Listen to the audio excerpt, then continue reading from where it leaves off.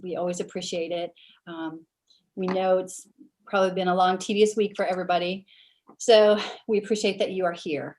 We have a real treat for you. We have so many spectacular presenters today. I can't wait. So I just want to give a special shout out to Carla Vander. She's a professor at Mary Baldwin, and she emailed me earlier in the summer and heard about our webinars and wanted to know a little bit more about them. And she actually put our webinars in her syllabus. So she has sent every webinar that we've had, she sent 30 to 35 students to our webinar. So thank you for your support, Carla. I appreciate it. And of course, thank you to Mike and Jared, our Virginia CEC folks, President and Vice President, Lisa Morin, and I could not have done it without you. We've had a lot of fun this semester. So thank you for that. And I think we're gonna have a wonderful night. Yeah, double welcome. Yeah, double thanks for everyone for coming.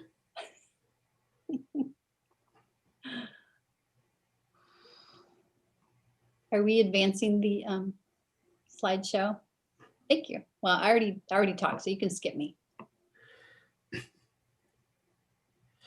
Yeah, double thank you to everybody and welcome to everybody coming in. I know it's been a very fun, exciting couple months here in schools and a very, very exciting week. So it's been a lot of fun working with ECLD on these, and it's been a very worthwhile adventure. And again, if you want to go back and rewatch one of the old webinars, they're all online. There are some plans to kind of see what else we can do with them. But yeah, so definitely check them out on YouTube to see what all fun and all the other instructional stuff we've got out there.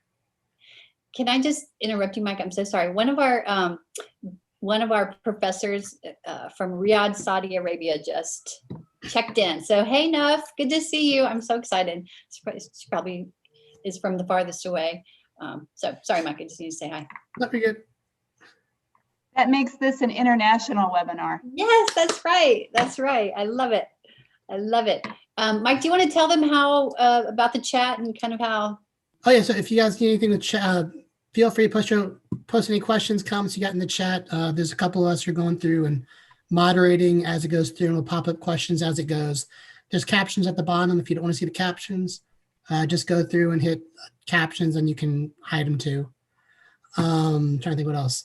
Very end of this session, there will be a certificate, so that you'll see a link and you'll be able to click on the link and it'll email you a certificate within about 3 business days.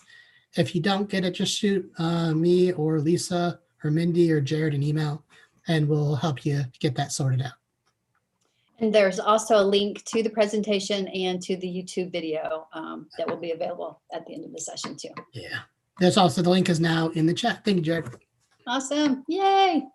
And that's exactly how the chat works. You ask a question, we'll try to answer it. Maybe more timely, depending on the question, but we'll make sure we get to it. Awesome. All right. Yep. So I will stop sharing my screen. Mike, do you want to introduce our? Yeah, so as it goes through. So first up, we've got lots of great speakers today. The first 2 are actually 2 of my very cool, awesome, very cool people from Radford University, from the Virginia Inclusive Practices Center. We'll be talking about some different inclusive practices. We have Dr. Altieri and Dr. Minarik, who will both be sharing lots of great information with you all today, this afternoon.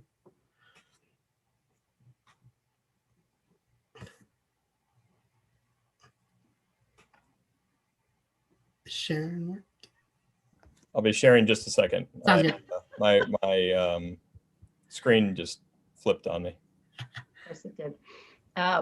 While we're getting started, we'll just tell you that Karen Douglas is the 3rd co-director of the Inclusive Practices Center at Radford University. And we really started this with a little tiny Dean's grant. We currently have some funding from the Virginia Board of People with Disabilities.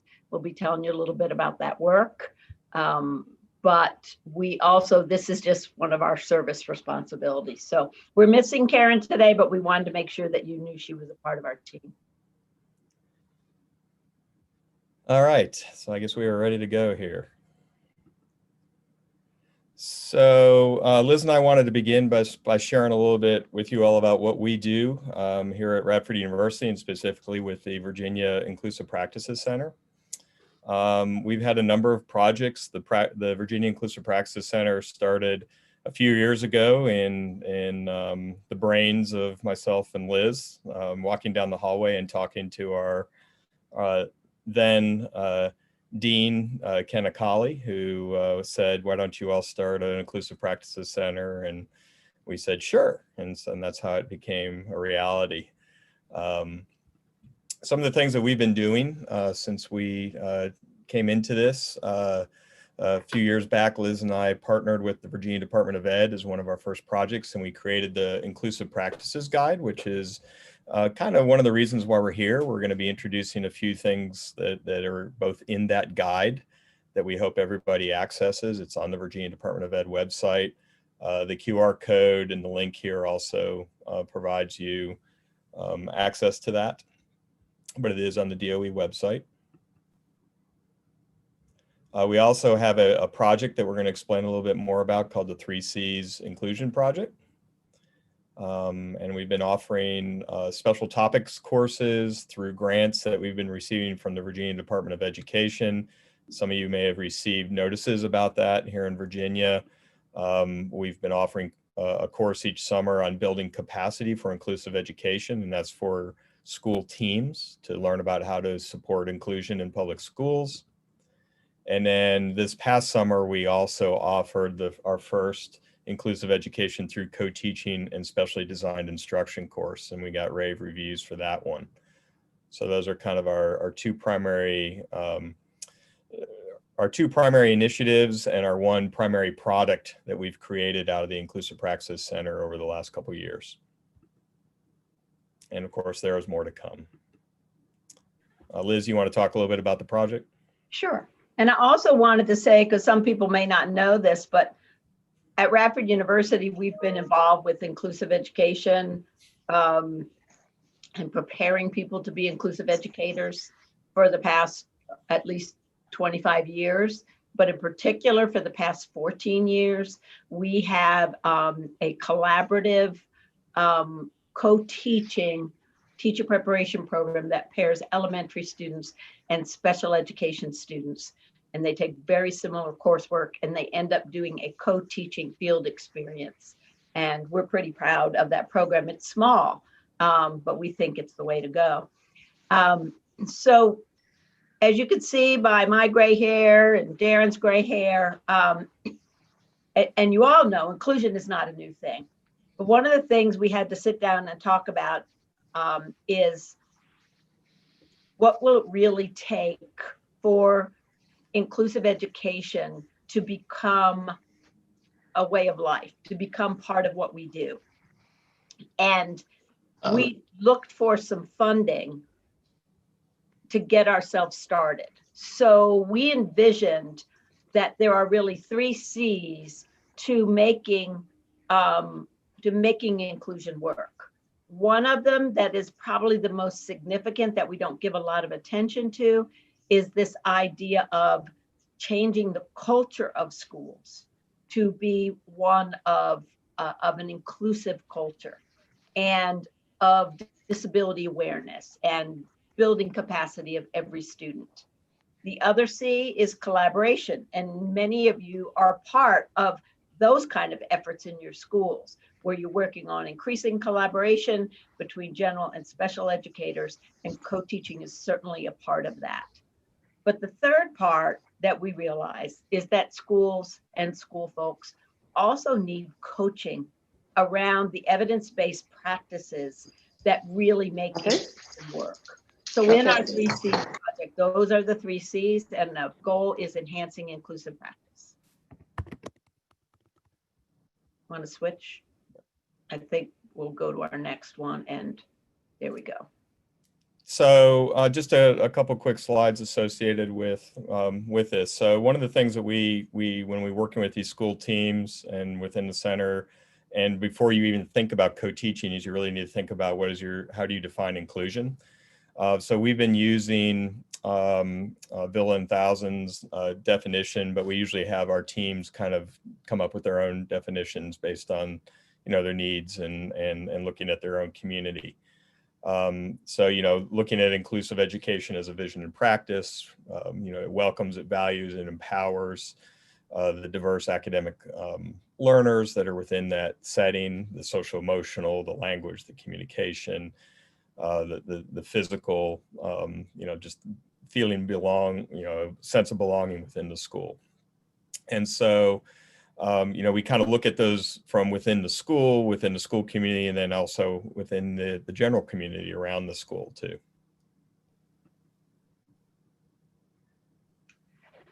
And Liz and I, in addition to the guide, one of the first projects that we had was to really look at the state of inclusion in Virginia public schools. And we did surveys, and we learned a lot about how that even though the Virginia Department of Education, all the work that they've been doing, they've been,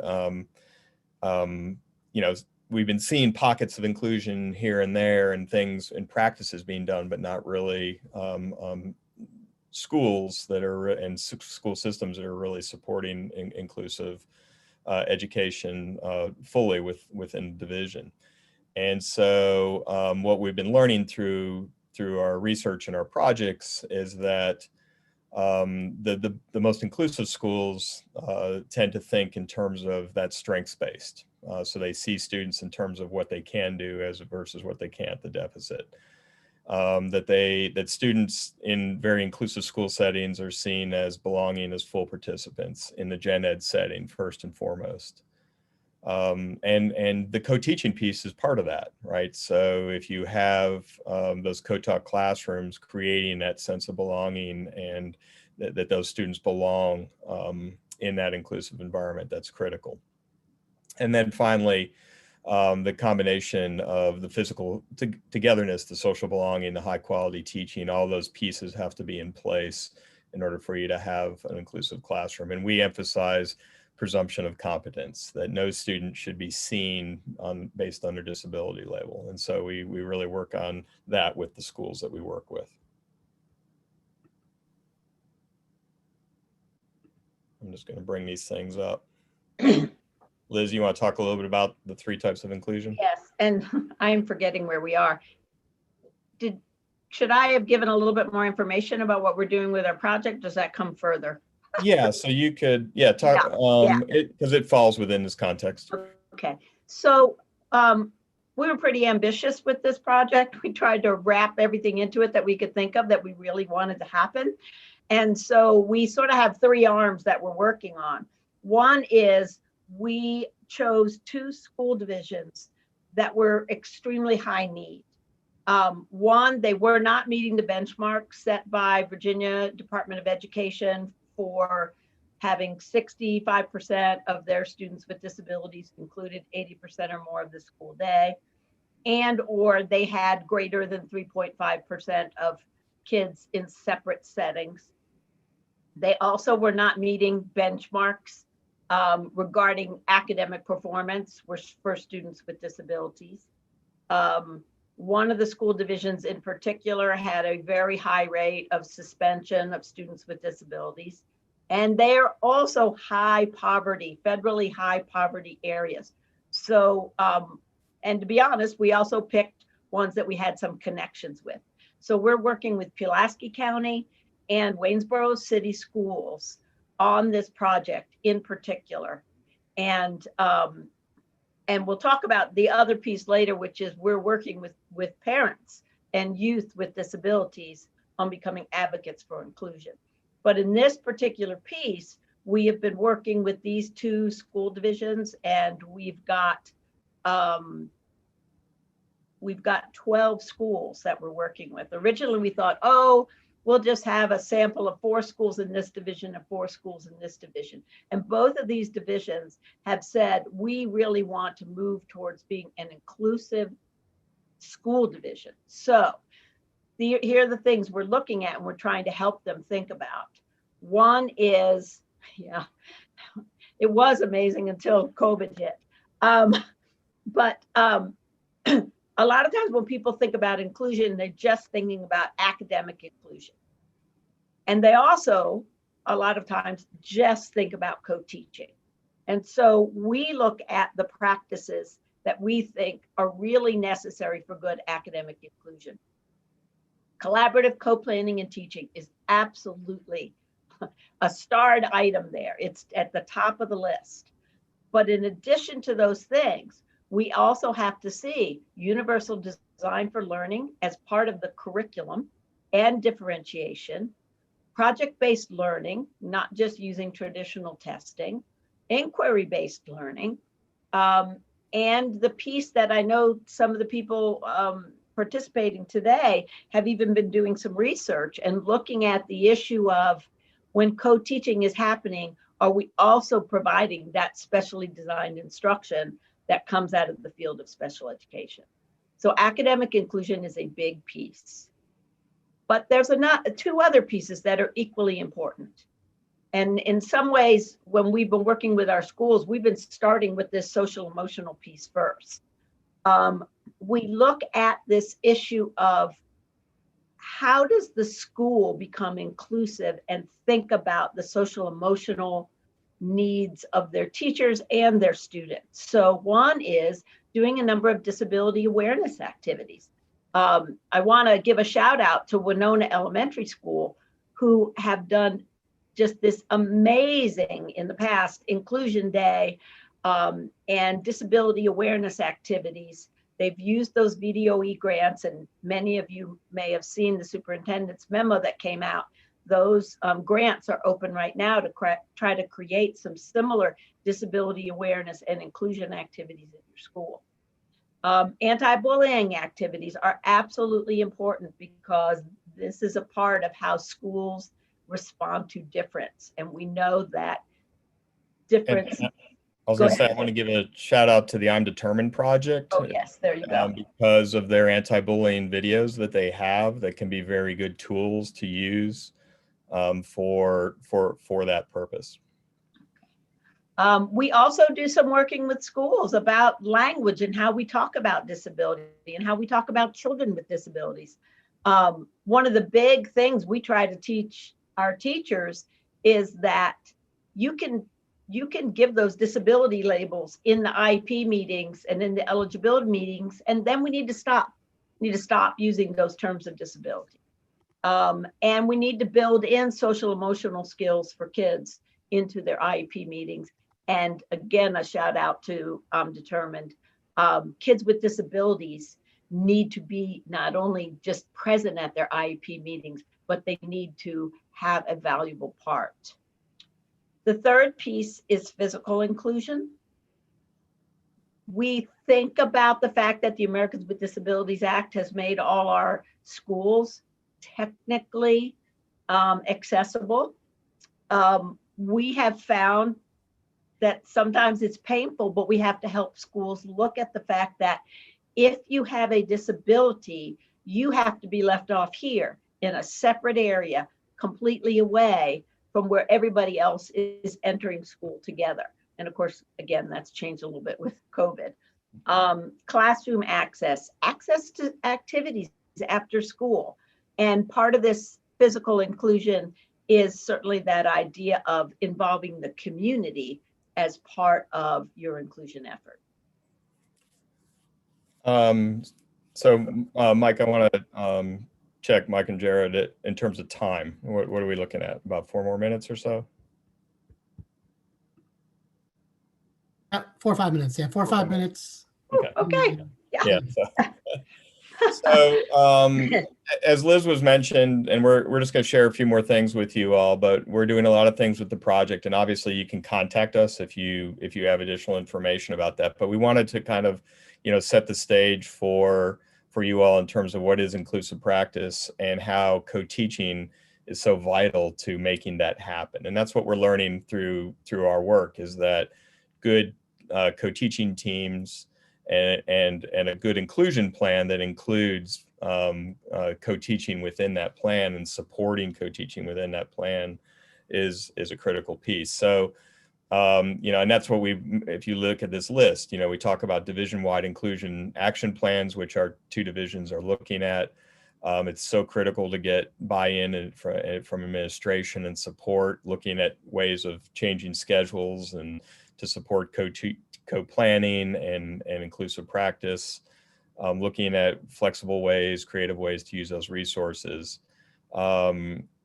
creating that culture of inclusion, and that's what Liz was talking about changing those negative perceptions and focusing on that presumption of competence. And then the co-teaching piece, and of course now, we know that we're time constraints, but we're really realizing, technology does really help us in terms of being able to collaborate.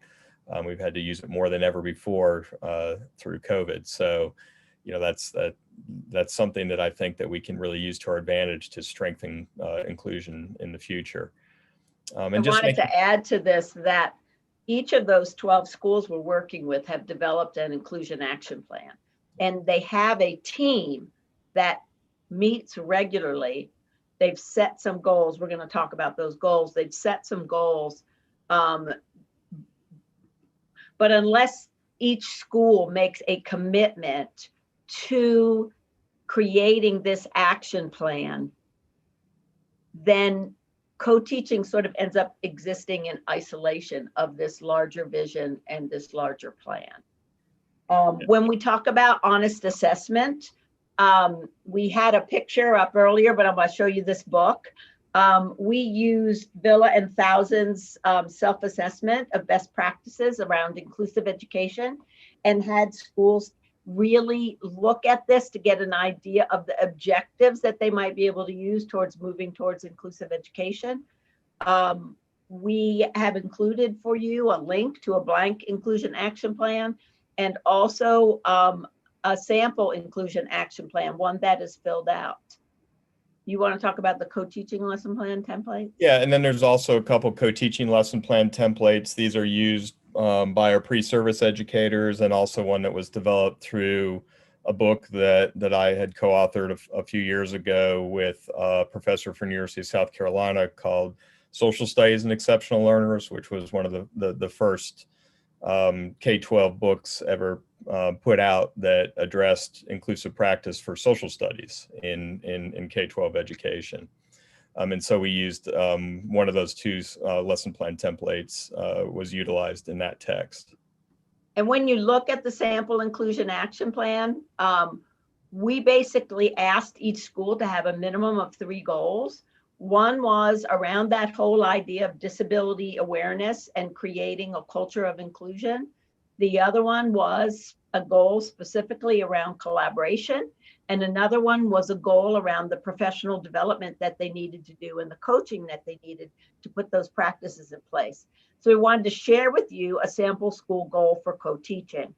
And this was a whatever grade, and their goal was to co-plan all math units in order to enhance co-teaching, because they were co-teaching, but they weren't co-planning. So they identified the co-teaching team and a common planning time. They created and used a co-teaching lesson plan template.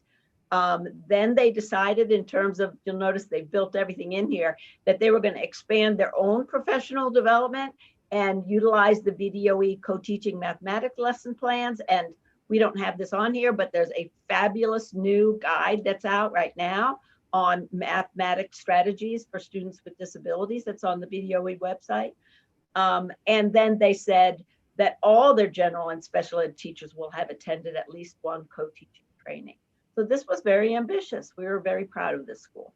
I haven't looked, Liz, if anybody's at this training or this webinar. I didn't see any familiar names, but you never know. So, what we want y'all to realize, just as a final thought, is that schools, schools that are successful, they really have a strong emphasis on collaboration, and they have that strong leadership support piece. And we don't want you to be doing co-teaching in isolation. You really need to be thinking about the bigger picture. Yeah, and I noticed too in the chat, Judith Fontana, she mentioned the Real Co-Teachers of Virginia and TTAC Online, and Liz and Karen and I have actually used some of those video segments, you know, with our inclusion teams to talk about how can you use those in the classroom. So definitely that's something to really. I want that shirt too. Ask Darren where you get the shirt. Yeah, I have no idea. That was I've been looking for one of those. You know, it's the Vanilla Ice shirt. So they do.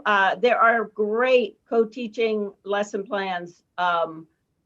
If you'll go to TTAC Online, they have Real Co-Teachers of Virginia, and they have a high school one, middle school, and elementary. And I was just looking at the middle school ones. They've got English, they've got math, they've got social studies. Really great stuff. all right. Thank you. Sorry, we probably went over our time. Yeah, my buzzer went off like 2 minutes ago. Hey, does anyone have any questions for Drs. Altieri and Menard? Someone's asking for permission to access the document. And so this is just a very quick Google lesson, but if you'll right click and you'll copy it or you download it, you don't need to have access to that document. Yeah, just go up to the corner, go to File, and then just say Make a Copy, and they'll make a copy to your Google Drive folder. You don't have to request access. Awesome. Thank you so much. That was, I can't wait to dig into those resources that you shared with us. It was really amazing.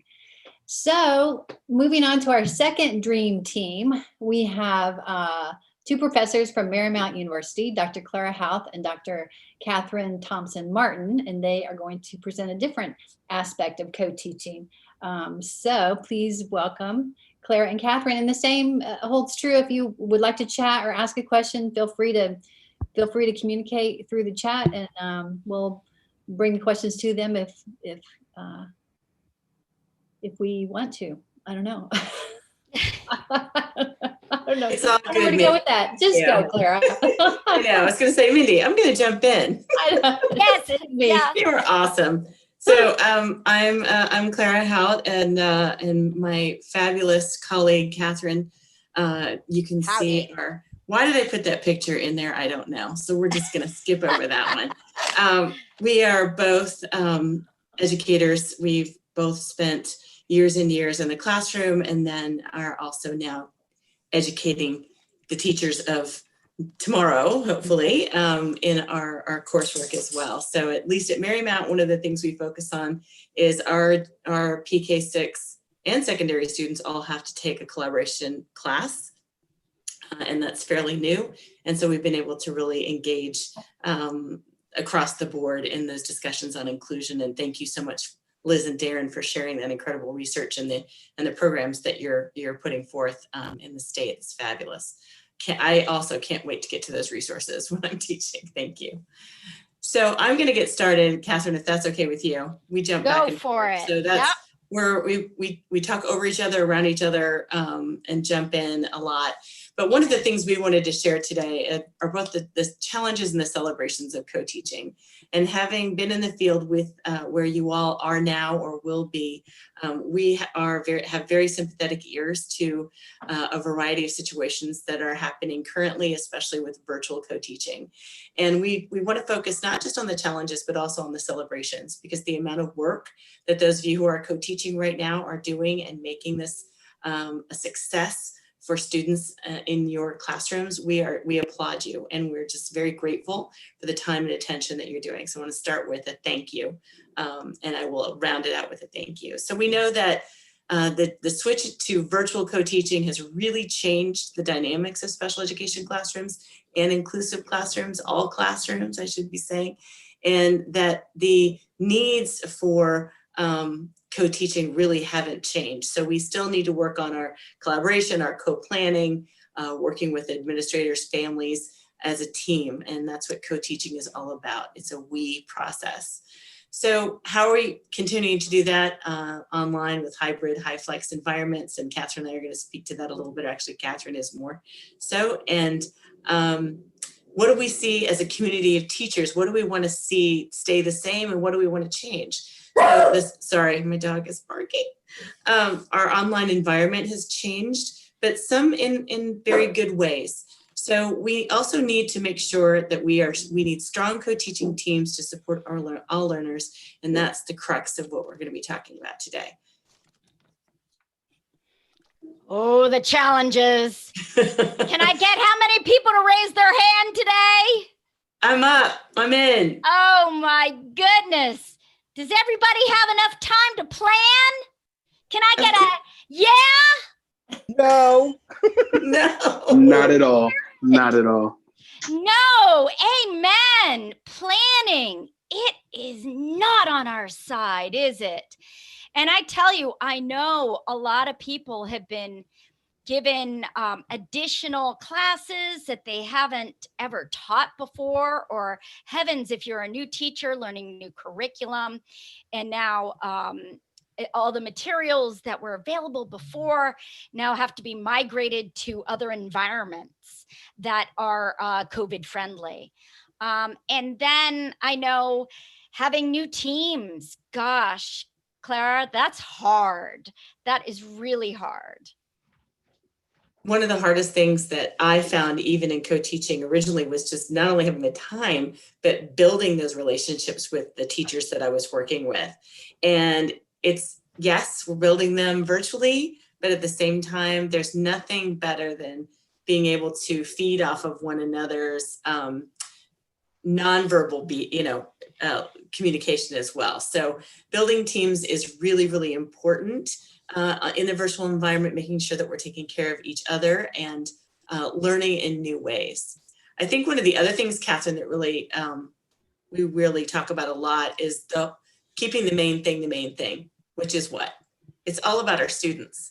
I mean, this is why we are doing what we're doing. It's about the students. So when we're in new situations, when we're in older situations, already established situations with co-teaching, we've always got to focus on the students. And that's changed somewhat in the virtual environment as well, because some of us are teaching in the classroom, some of us are teaching from our couch, some of us are teaching from our porch, and we've got to collaborate and get together and make sure the students that are in those virtual environments or in the classrooms with us are all getting what they need. And sometimes it really does take that village and that time. And Catherine, I'm going to jump to you with the behavior supports because boy, we've had those conversations lately. Oh yeah, sure. I mean, like Clara, how many times have you and I presented together, and especially in person, we just, but even virtually it takes some time and we both trust each other. I mean, that trust part is a big part. And then like you just said, the nonverbals, behavior supports. Oh my gosh.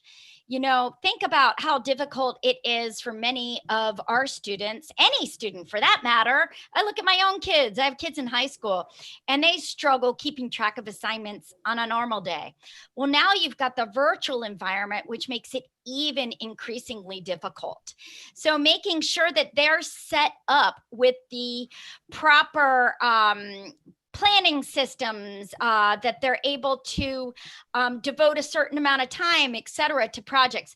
Believe it or not, what I am finding is that many of my students that have struggled more with executive functioning, some of them are thriving in this environment.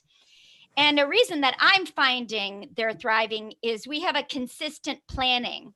So everybody's using certain types of planning systems and reinforcing that. And I think that is awesome if you're working on teams to be able, especially if you're at a secondary level or even at the elementary school level, to be teaching that across classrooms, across curriculums and grade level. Hey, at the beginning of class, this is what our goals are. This is where you're going to take your notes.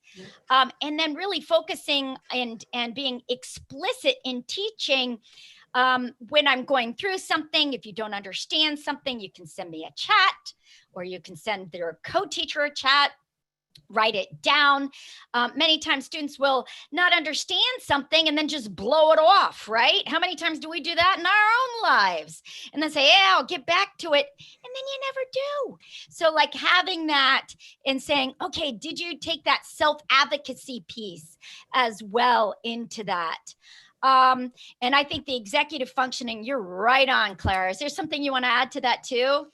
Nope, I think you got it. I think and we're going to talk about, Catherine's going to share an example a little bit later. So I had to add the last one because I know that each and every one of you is giving over 1,000% right now. Not only were you giving 1,000% before, now you're giving well over. And honestly, that self-care piece, and I'll say it many times, is really important. Not only taking care of yourself, taking care of your team so that you can be the best possible teachers for our students. So we talked a little bit about time and time. And I know that many of you already know these things, but making that conscious effort within your day and within your schools and within your teams to make sure that you've got the time for everyone. I can't tell you the number of people who say, well, I'll just start a Google Doc, Catherine. I'll just start a Google Doc and you add to it, then I'll add to it, and we're done, we planned. And we all know in a perfect world, we don't have a ton of time, but if we're not willing to put the time and effort into having these conversations, we can start with that Google Doc, but we have to talk about it. What's happening next? Those co-teaching lesson plans are fantastic. That's a great place to start. Just start putting things in. What are we doing? That type of thing. And then making sure that you're communicating effectively on your calendars. Have it one joint calendar perhaps that you both can be working on together, because there's nothing worse than saying, oh, wait a minute, you didn't go to that meeting? I'm sorry, what? You know, the IEP was yesterday? That's not a good plan. So we want to make sure that you all are aware of this, but taking those couple extra minutes to set up your planning schedule, to have time together to actually communicate about what you're going to be teaching. And I know as difficult as it is, you got to do it well in advance. If you're planning the night before, you are running like a gerbil on a wheel. And as hard as it is, it doesn't get any easier. So take it from an old teacher who's done this for a long time.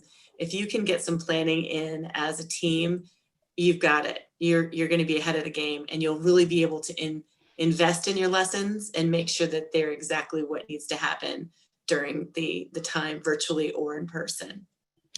And I was just going to piggyback, Clara. That was great. I was just going to piggyback and say, you know, sometimes we're paired with teachers that have inequities in technology skills too. True. And as we migrate virtually, it does take more time. And I think there are many positives, and Clara and I are going to show you some great tech tips, but we do need to be more intentional. So when we're planning our lessons, well, how are we going to measure who understands what? When we're doing our groupings and our co-teaching models, what are we going to use? And then what do we do with our high flyers, students who already understand it? So all of those things that we may have already had in the classroom, now we have to migrate those materials to a virtual environment, which can have some inequities in comfort level. And that's when we get back to what Clara talked about initially with those co-teaching partnerships and trust. And sometimes I find some co-teachers will take the lead on the technology in that sense. And then the other thing, just as the previous presenters, which I love their presentation as well, Clara, said, I think that this is an awesome time for our general education teachers and our special education teachers to become more knowledgeable about some of the accessibility features that our students with disabilities can truly benefit from. I mean, Google, for example, has numerous accessibility features that are very simple and embedded into general education curriculum and access, and showing that, and again, being explicit in our instruction throughout. That's all I was going to add. That's a great ad. And I think you talk more about technology in a few minutes too. Yeah, so yeah. I'm not going to steal your thunder on that. Oh, no. I'm going to just go back to, and I think we've all been speaking to this, and I feel like I'm speaking to the choir, is that building teams is the crux of what we are doing. You want to get to know one another, whatever your tool you're using, whatever communication piece you're using. There's a free one. Actually, Teachers Pay Teachers has a fabulous free one on a co-teaching contract. The book that we did also has a fabulous walkthrough on roles, responsibilities, and honest appraisals of the things that we're good at and the things that we're not so great at, right? So not everybody's good at everything. One of the great things about co-teaching, at least I found in my co-teaching pairs, is that one of us usually has a better grasp on something than the other. And that's great because then we can bounce and we can share that responsibility across the board. I think this was already spoken to as well, but that power of we language, and we say it, we talk about it, and we say, we're gonna do this and it's gonna happen. And then I'll be sitting in a meeting or I'll be watching a co-teaching lesson unfold. And there's a lot of, you need to take your kids out of the room or make sure your kids are in that breakout room. And I've got to step back and get off my soapbox, but come back in and say it's a we thing. So please make sure when you are doing some breakout sessions that it's not always those kids, they're our kids. So thank you for letting me do that. That was really, really important for me. They still serve peanuts? So, I don't know who still sells peanuts. So I just said that we have strengths individually and collectively, and how are we going to utilize those strengths with co-planning, co-instructing, and co-assessing? You can't do it all. So you need to lean on each other. You need to find the strengths, whether the technology piece, whether the planning piece, whether it's the jump in and tell the story piece. Where are you comfortable in co-teaching? And then do you recognize the variety of models? And it's not just 6 of them. There are lots of different models of co-teaching. We teach 6 in our teacher preparation programs, but honestly, there are many ways to co-teach together and build that classroom, build that team together. Go tech. Yeah.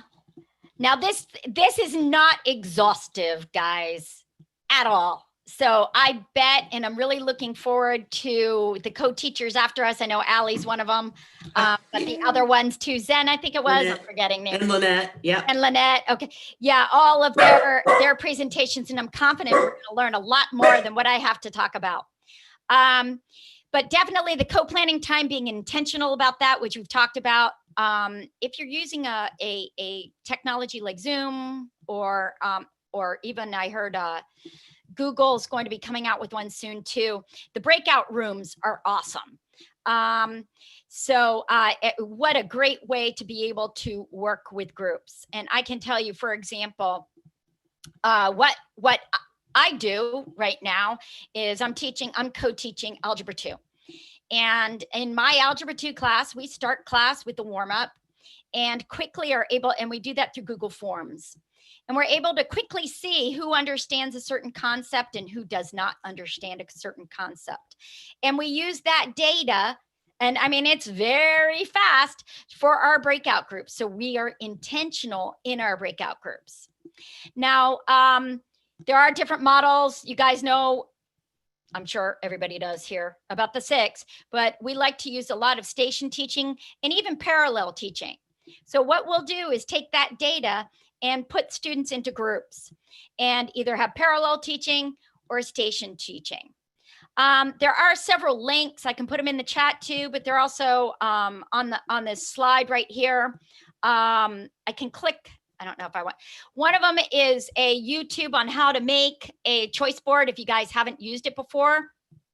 Why I like choice boards is it allows me and my co-teacher, what we do is we take our data and we find out, gosh, this student is really struggling in this area. And it might not even be an exceptional ed student. It might be another student as well.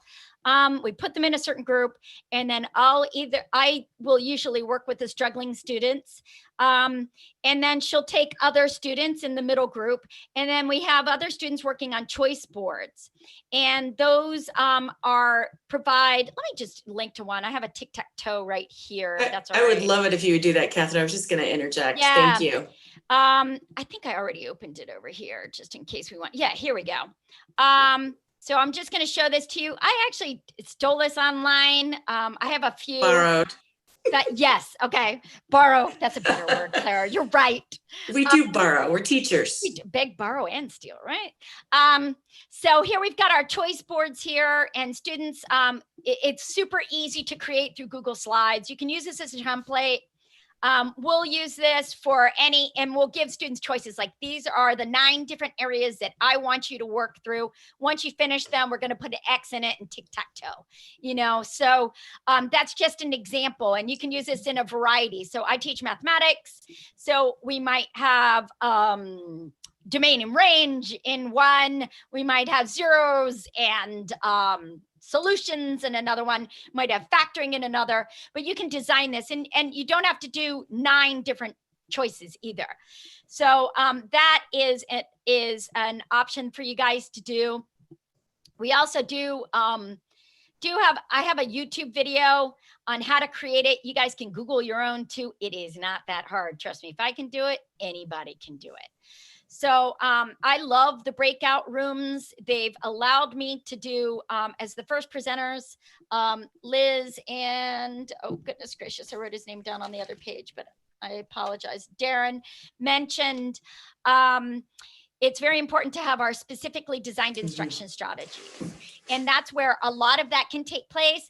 And if you find that it's not taking place, then meeting them, if your school district has embedded some instructional time as well, that's separate from classroom time in an intervention block, then you can pull a few kids and really work on some of those goals as well.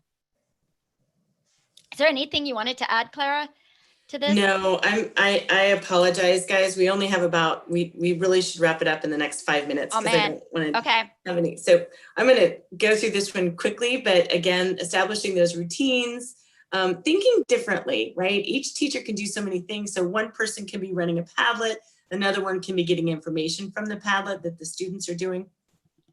Or they're on, one with a small group. Sorry for the typo there. I think one of the big pieces that we forget about is that flexibility piece. I have a quick story, a co-teaching story. I taught math as well at the middle school level, and I was a co-teacher with 4 different co-teachers. But one of the great things about that was I was able to co-teach. Second period always was a struggle. By the time we got to 6th period, we had it down. So I was able to bring things from different classrooms that I knew students were going to be struggling with. And one example is I flew into a classroom one day and said, I don't know what we're going to do. My husband's trying to paint the deck and he's making an absolute mess and it's never going to work and he's spending too much money. And of course, what were we doing? We're doing surface area, right? And so all of a sudden, all the students looked up and said, well, what do we do? I said, well, I need your help. We got to get started. And my co-teacher, I saw Patty's face. She was like, what is she doing? Right? But she trusted me enough. We had a good enough relationship where she just let me go with it. By the end of the period, every single person knew exactly how much paint Pete had to buy.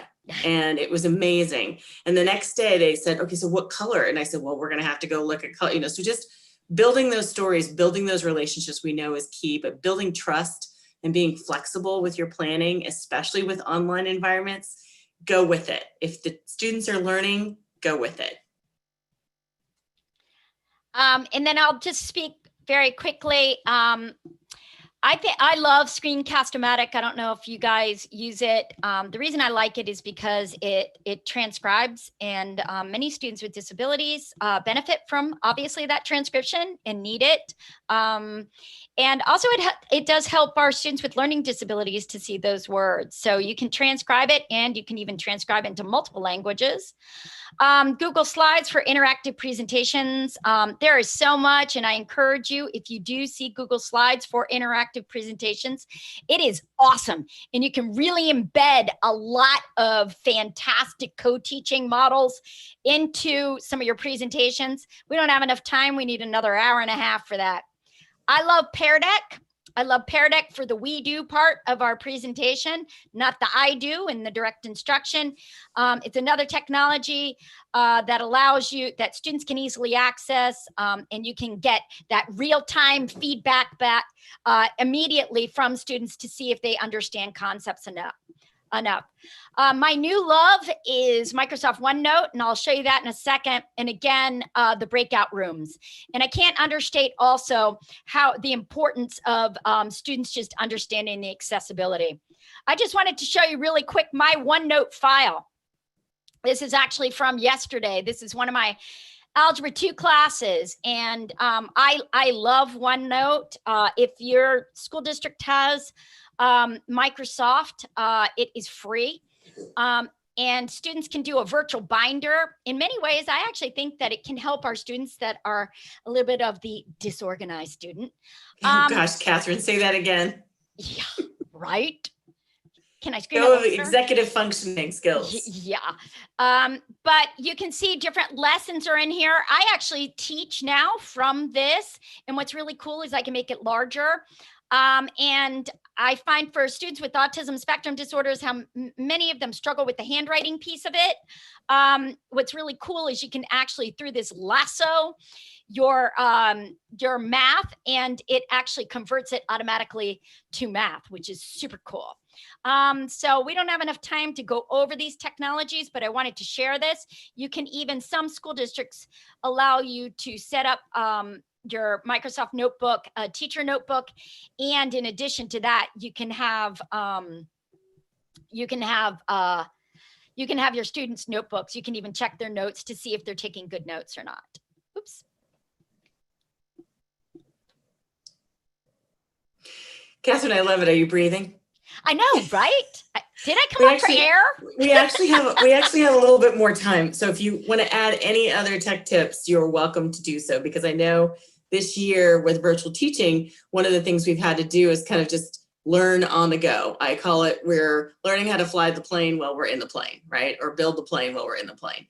So I know there's a lot here. One of the things that I work with student teachers is I constantly saying, grasp one, take one and run with it. Whether it's Pear Deck, whether it's Screencast-O-Matic, whatever it is, get really good at that, and then challenge your co-teacher to get really good at another one. And that way you can throw variety in there a little bit, but you also have some consistency in the knowledge base of your co-teachers, and then your students benefit from both. It's an absolute dream. So celebrating your teams, I think that's the piece that we forget. And I can tell you, each and every one of you have forgotten this. And that's because we're so busy trying to do everything perfectly that we forget that we're human. So please accept that things will not always go as planned. And plan B can be just as effective as plan A. Also, be willing to change roles and address issues in the classroom as a team as soon as possible. Everything is a teachable moment. Everything. I make mistakes. I used to make mistakes on purpose in the classroom so my students would catch them so that we could have those conversations. And my co-teacher and I would do that as well. We constantly modeled what we were thinking. We constantly modeled how we should attack something if we didn't understand it, where we could go for support, how we could lean on each other, that someone was always there for you. So modeling those activities will change the lives of so many of the students and children that you're working with. Definitely give each other the grace and the gift of time and grace during these difficult times. We are not in any sort of normalcy in teaching right now, but keeping the main thing, you've got this. You know how to teach. You've been doing this. You've been trained for this. And you've got it. The passion is in your heart and soul, and that doesn't change. The different technologies change, the classrooms change, the way we're teaching changes, but how we teach hasn't changed. And that work of heart is really what keeps us going. Spend some time giving compliments and kudos more, not just to your students, but to each other. I really like the way that Catherine is one of my favorite presenters on the planet, because the energy she brings to the table gets all of us moving and shaking. And there's no downtime with Catherine Thompson Martin, I can tell you that. Well, I was going to say, what you just said was so beautiful, Claire. I was like, ready to tear it's up. a love Oh my fest. God. Anyway, what I wanted to really say, and it's on the next slide, and Catherine, you can say this, and I don't have to say anything more. Go ahead. Oh, this is so true, guys. And I know this is a hard year, trust me. I mean, I'm feeling it too. I have a kid with hello, it's Friday. I have a child with an autism spectrum disorder. Now she's in college now, but she would not be where she is today without you guys. And it's true. Not only are you in a profession that makes meaningful impact, though some days you're like, what am I doing? You do change lives. I mean, like, if you could see her now, she's pretty amazing. And that is because of you. So Clara and I thank you from the bottoms of our heart for helping people with disabilities be included in our world. The end, I guess. I don't know. Oh my gosh, that was so touching. Thank you. Catherine and Clara and Liz and Darren, aren't you just so impressed by the fact that we have 100 educators in our webinar on a Friday afternoon? I mean, that is so inspirational to me.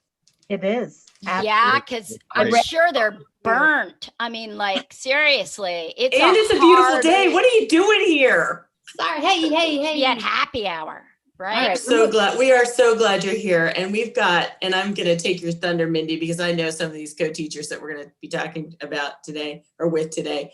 Some amazing people here with us in the webinar and some fantastic co-teachers who are going to share their special secret sauce with you next. Yes, thank you for the segue.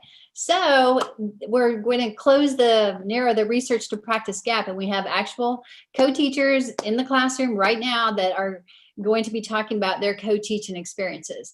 So to facilitate that session, I've asked two of my former students from Virginia Wesleyan University to ask them the questions.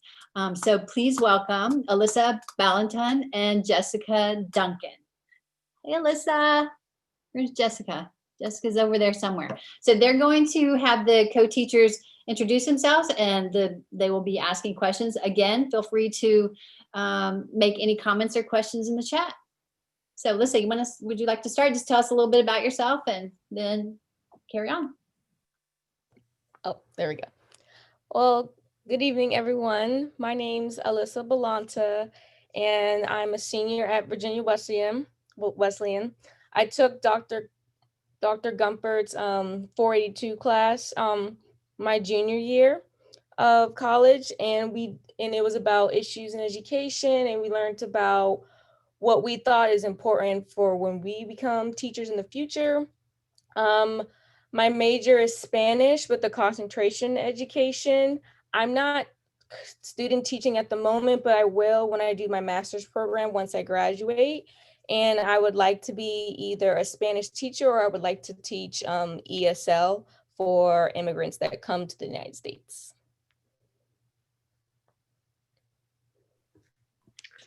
Hi, everyone. I'm Jessica Duncan. I'm a senior as well at Virginia Wesleyan.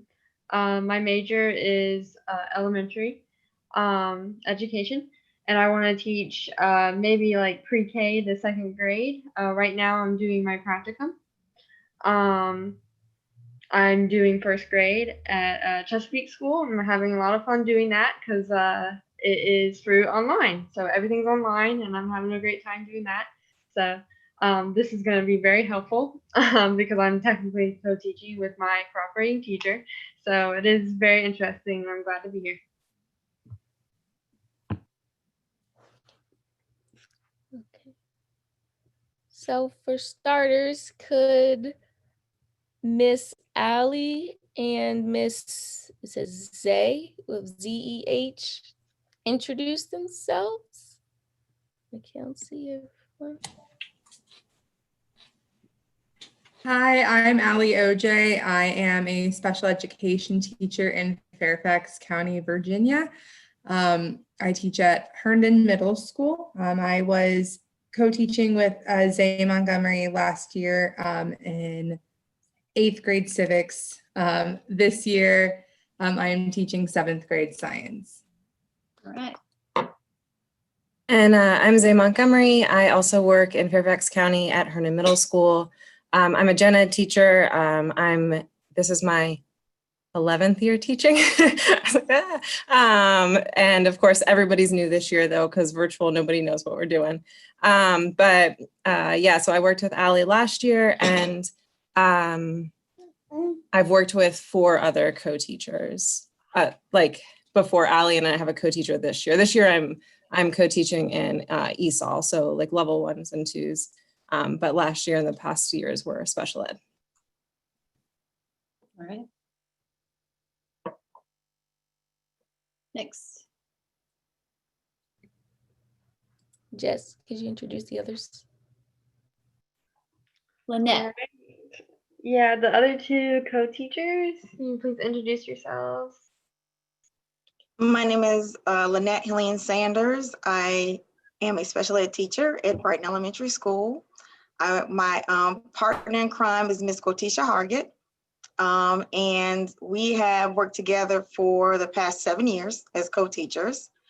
Even though I've been between, I have 2 grade levels. I'm 3rd and 4th grade. So I'm between 2 different grade levels. And we're in Portsmouth, Virginia, and we've been working together a long time, haven't we, Ms. Hargett? A long time. So it's like a marriage between us. I finish her sentences and she finishes mine. My name is Cortisha Hargett. I too teach in Portsmouth Public Schools. I've been, like Ms. Hillian Sanders said, we've been working together for quite some time. I've been teaching this is my 11th year too. I think yeah. And all 11 years I have been a co-teacher. So that's all I know. That's great. All right. Lisa, can you put the questions up, please?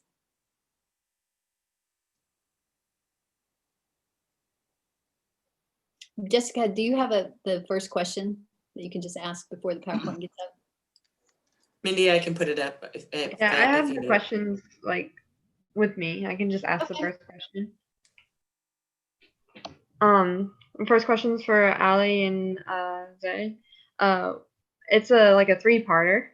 So if you're ready. So what benefits have you seen for you and your students by co-teaching? How do your students feel about having 2 teachers in the room? And do you think students know that there is a special education teacher in your room?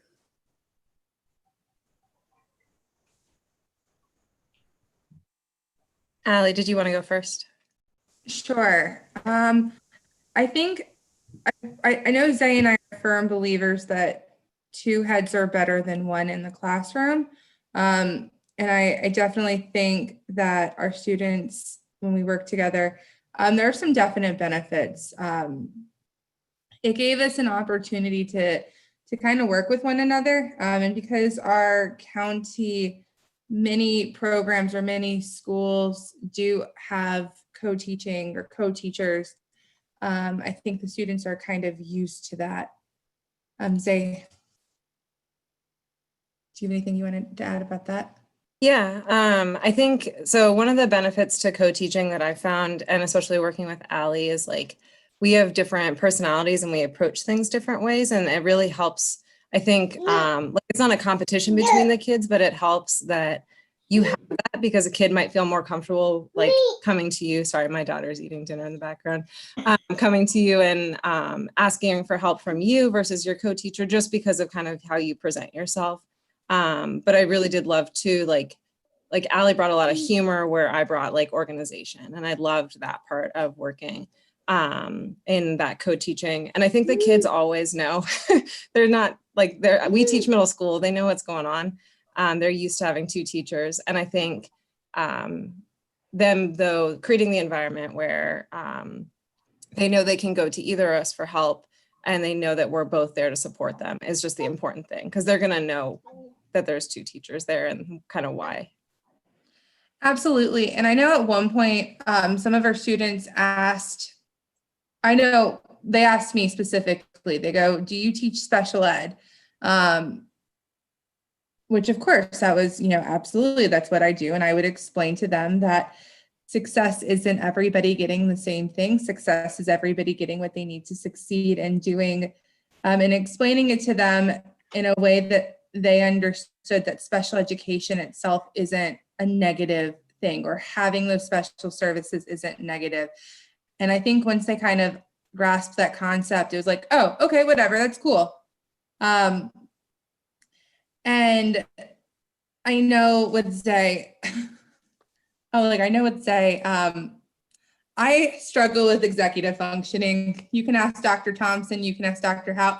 I have zero executive functioning skills whatsoever. I am the definition of ADHD. And working with Zay helped so much, honestly, because I learned from her and all the organization things. But I think that just kind of helped a lot with our students, and it helped show our kids that it's okay to be different. It's okay to have flaws, and not everybody strong suit is one thing or another. And I think that definitely has helped our kids in the long run. Great. Okay. Nice. Good answer. I would say the same thing too. And for Miss Sanders and Miss Harrigan? Target. Like Target. Oh, Harget. Cool. Okay, so I'm going to start with the second question about how do our students feel about having two teachers in the room. One of the things that Harget and I, from the very first moment, we had the approach that we're one. So we don't approach it as I'm a special ed teacher and she's a general ed teacher. I say that I'm a teacher, or I tell them I'm here to support you. So they really don't really ask the question, even though I may be listed on the website as a special ed teacher. I don't necessarily confirm or deny that. Because I don't want, there's some negative connotations a lot of times with special ed, and people say, I don't want to be, with special ed and all of this thing. But my thing is, the only thing Harget now requires, a child has a need. Paperwork does not matter, because they all have to be taught. Everyone has to be taught. No, it just, some people learn differently. So that's how I approach that. Because I really got two of those, didn't I, right? I think we tell them they're special. We tell them they're special. Everyone you know is what? special. How about that? This is the best room in the building. You know why? They're like, why?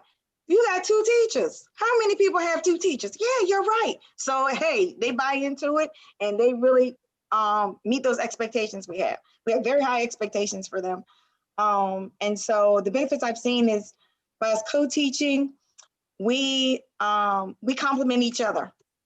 She knows the content more than I do. I'm okay with saying I don't know it, and how are we going to approach it, and what vocabulary are we using? So we're all on the same page. Go ahead, And Harget. I think that the students benefit from it because they are able to work with two different teachers and with two different teaching styles. And, the students come with different learning styles. And so we approach it that way. They benefit from it because they get to work, like I said, with both of us, and we do the station teaching, and we also do parallel. So we implement the different co-teaching models, and we base that on the data that we get from the students and their abilities, their strengths and weaknesses. And I don't think that they know that there's a special education teacher in the room. And I know that when other visitors come, they cannot tell who are the special needs kids and who are the regular ed kids, because in our room, all the kids are special and all of the kids are regular. Good way to put it. I would agree with that. And that kind of goes into like the second question we were going to ask, basically. So how we would go about it is saying, like, how has like co-teaching impacted your instruction and teaching style? You guys kind of touched on it a little bit. I'll let you guys speak on it first, and then we'll let Ali and Zay go into it. Well, go ahead. No, you go. No, I went first last time. Your turn. You go. Tag your it. Go. Okay. So, well, as far as it having an impact on my instruction, it goes, like she said, it goes back into what are my strengths and what are my weaknesses. And where maybe if it's something that I am weak in, she has the ability, she has the strength, And so we can play off each other's strengths and weaknesses. As far as my teaching style, I still have the same teaching style, and she has her teaching style, and we just blend them together. So that's how we help the students, by blending our teaching styles together. And we tend to use humor, and we use music. Lots and lots. We use of a music. lot of music, and the children know hits from 1970. Oh no, we rock out. I mean, we have a good we time. have fun. We put some, we put some, today music in there too, just to kind of, build a rapport with them. But we do a lot with music and just how we can integrate it and make it different and make it engaging, and so that they don't get bored. I don't want to get bored. So, I mean, we look at it from their perspective. We try to do a lot of hands-on when we're in the classroom physically. Outside of the classroom, we tend to, we use the breakout rooms and things of that nature. And it's a challenge to make sure that they're getting what they need, but we adapt. That's just how we have to adapt to it. I have to say one way my teaching style, co-teaching has impacted, because I was, when Miss Hillian Sanders and I first started teaching together, I was the teacher who I would say one thing and then the kids would give me the puppy eyes. And I'll fall for it every time. And so she was like, no, say what you mean what you say. And so she had to help me with, being firm in my convictions. So that changed me. I do what I can. Okay, go.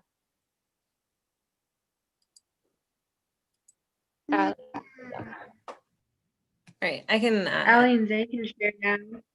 Yeah.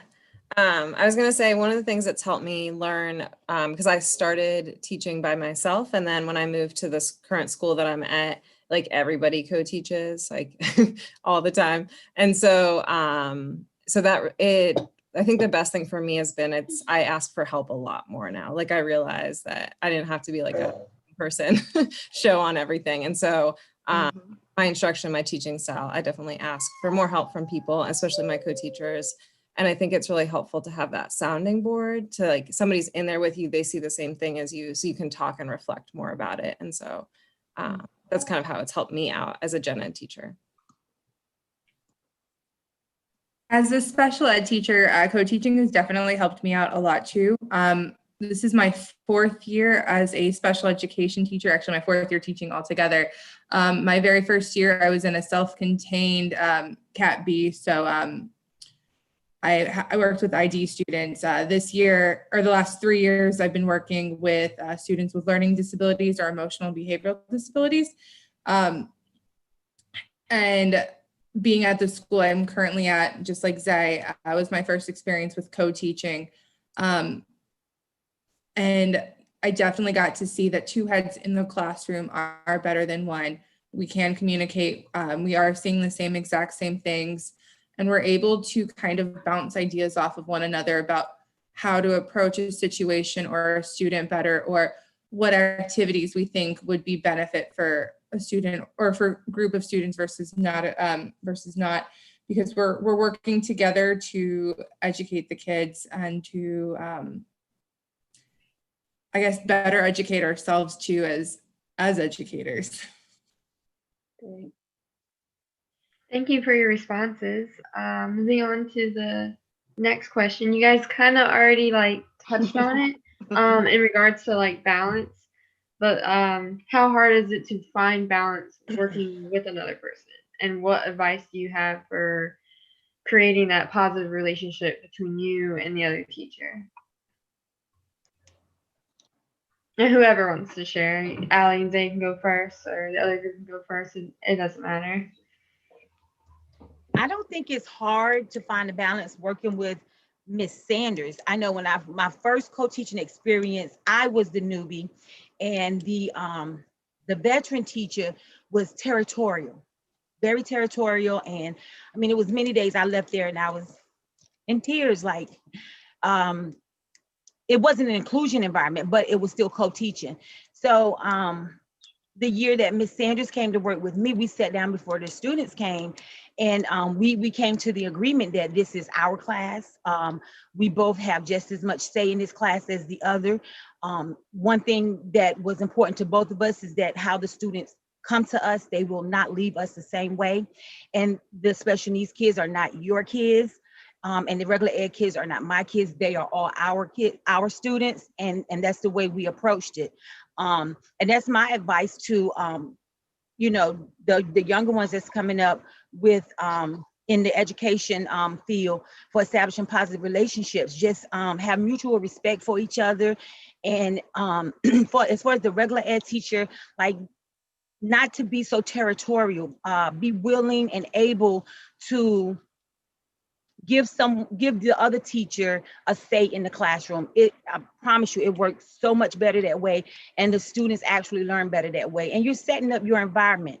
And, you know, we want our environment to be conducive for learning. And if the two teachers are, you know, the kids can sense that and they will act accordingly.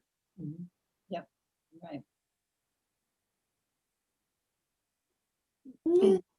I can, I'll jump into here. So I've worked with Allie for a year, but before then I'd worked with a couple different people with very different personalities. I would say that Allie and I probably worked the best together.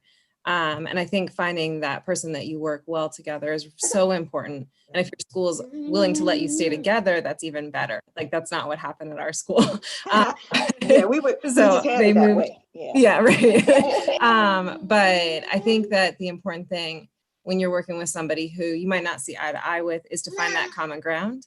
Everybody's getting into this profession for a reason. And so you just got to find like what's driving them.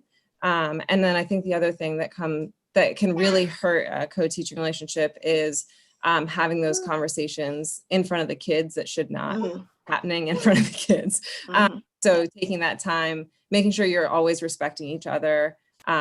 Like I've had, and Allie knows, I have some stories. I have co-teachers who have fallen asleep on a regular basis in my class and all that. And so it's definitely, you know, but I always tried to keep it positive and respectful between teachers during class. And then you can talk about the stuff after. And that talking about the stuff after is really important to keep that relationship working. Okay. The other advice as a special education teacher, I would say quickly in terms of establishing a positive relationship is you have to learn to trust each other,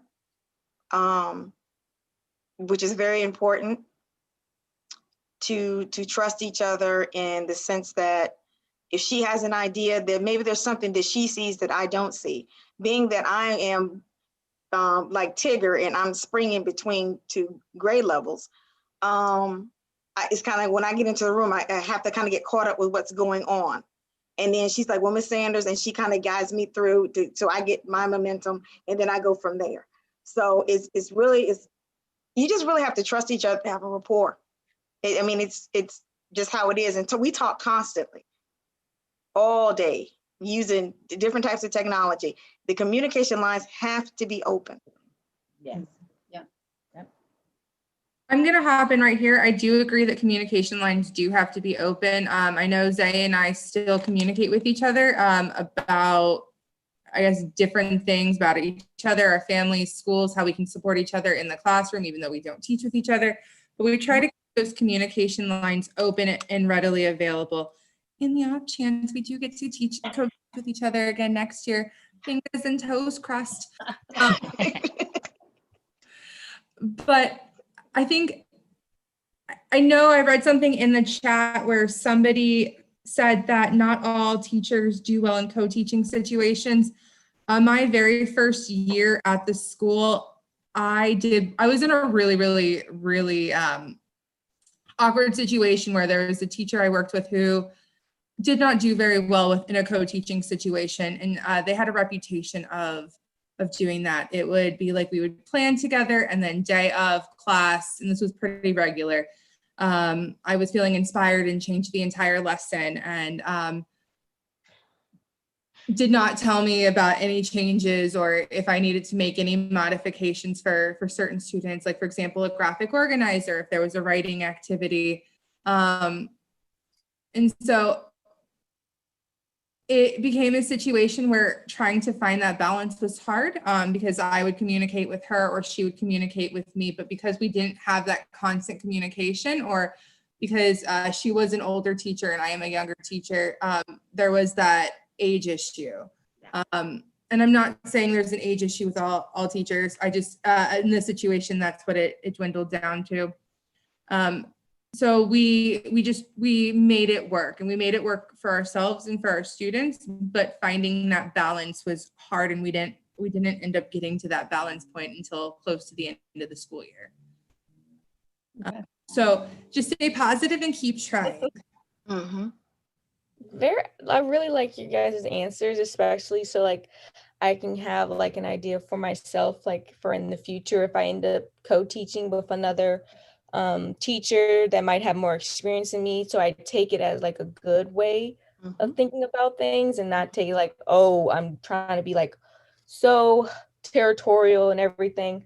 So that goes into the next question, but we've already discussed it, so I'll just skip to the next one. So with that, I would say, how did you respond when you found out that you would be co-teaching? Like once you realized that that would be a possibility within your school? Well, we didn't really find, I mean, they said you are in, you are teaching, you're the special ed teacher, Ms. Hargett you're the general ed teacher. That's it.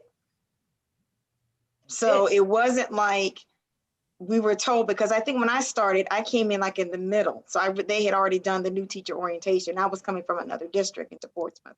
I've only been there 7 years. This is my 7th year, although I've been teaching for 20. So they told us that, and we just kind of went from there. We hit the ground running. It was like the wheels just start rolling, and we just began planning and looking at different things. And I want to add this too, because I've learned so much from Miss Hillian Sanders. I really have. I've learned a whole lot from her, and it has been beneficial to me in that way. A lot of hands-on things, and she is so technology savvy.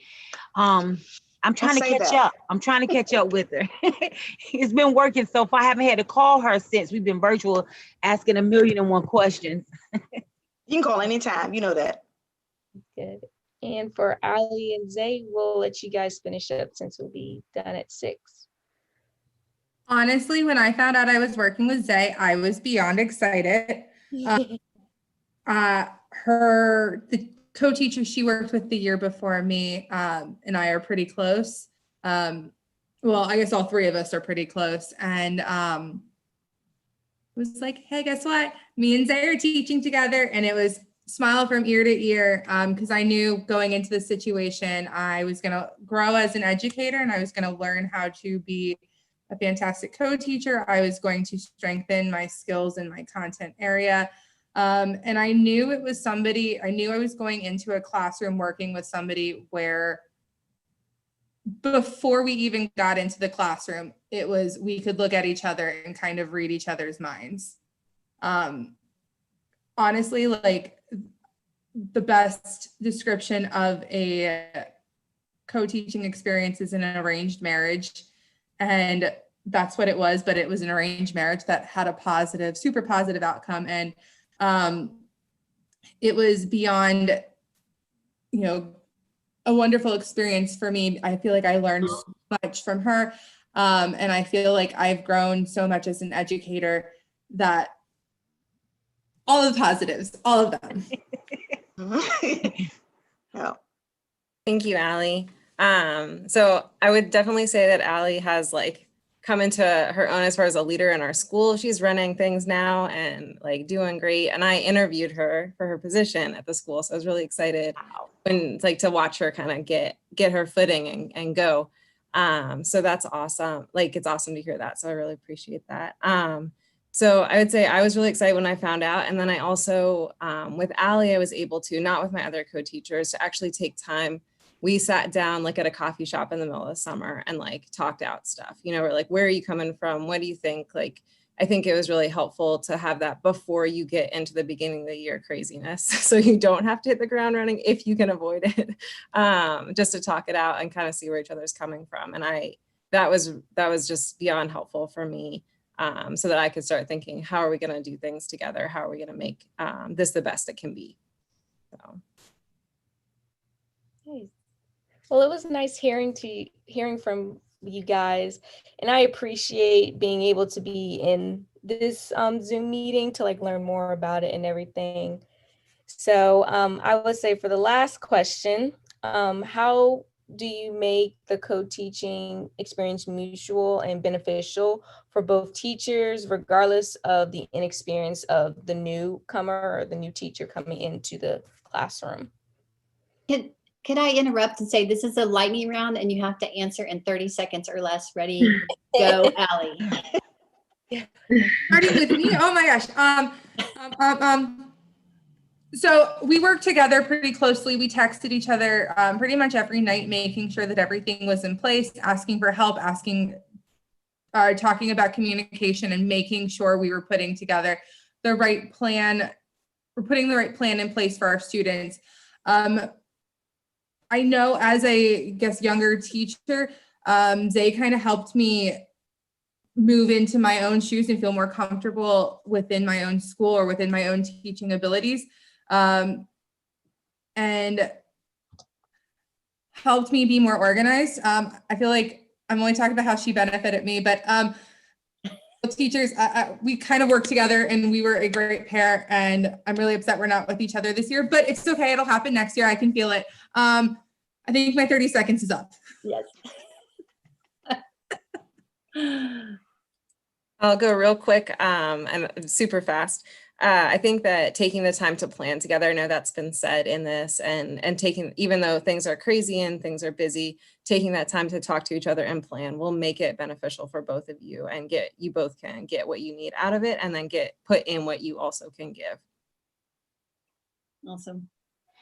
So I play off her strengths. She plays up mine, and we both help each other where we are weak at, and we make it so the students benefit from it, because that's what it's all about. Let's see, 30 seconds, huh? Challenge.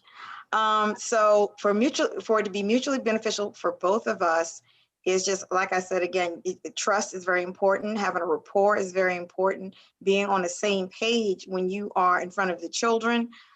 Children will ask her for something. She says no. They come over to me and I say, well, what did Ms. Hargett tell you? Yep. Did Ms. Hargett, what did she tell you? She said no. Then the answer is no. So you're not going to play us. So that's how we approach it. You know, if she said no, her word is like my word. It's final. When it comes, you asking us something, we're telling you no, it's not time. That's what we mean. And we're on the same page.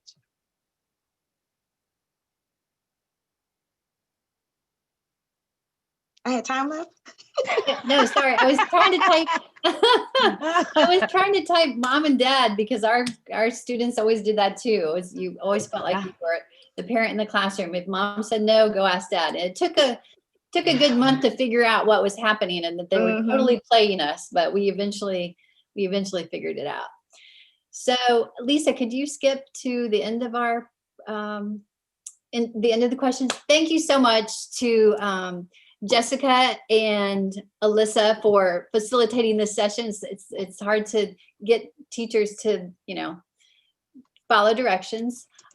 You guys did a great job. If you look at the chat, I mean, so many people said you're an inspiration. So thank you so much for sharing your stories. I mean, you're in the trenches every day, and we love you and we appreciate you, and we appreciate you sharing your knowledge with us. So I would like to just tell you a little bit about what's coming up in the spring. Because our webinars have been so successful, we've had several different organizations reach out to us to collaborate. So we are creating the Virginia Joint Coalition of Learning Disabilities and Literacy. And the organizations that we'll be working with in the spring are the Virginia branch of the International Dyslexia Association, Decoding Dyslexia, AIM Virginia from the Virginia Department of Education, who provide accessible materials for students with disabilities. And several of the Virginia NAACP branches would like to work with us, and which would be a great equity piece for us. So we're working on a needs assessment. We want to continue to provide quality, free professional development for teachers. So we're hoping this coalition will help do that. And we're very committed to, just continuing on the path that we've been going down. I mean, look at it. It's Friday night and we still have 100 participants in this meeting. You guys are amazing and you are an inspiration to us and you're why we do this. So I have to stop talking now. Okay, Mike or Jared, you're up. Or Lisa.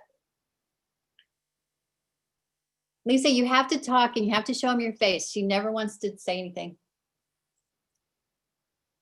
Okay, yeah, so I'm here. I just want to say a quick thank you to Old Dominion University. They allow us to use their Zoom platform. They allow us to use their registration, which is through the Student Council for Exceptional Children at ODU. So they're one of our sponsors. So I just want to say thank you to ODU. Uh, Jared. And I also want to say thanks to everyone for being here today. Just to reiterate, it's Friday evening and you could be anywhere else, but you're here with us. And we recognize that. And that's what makes us special, right?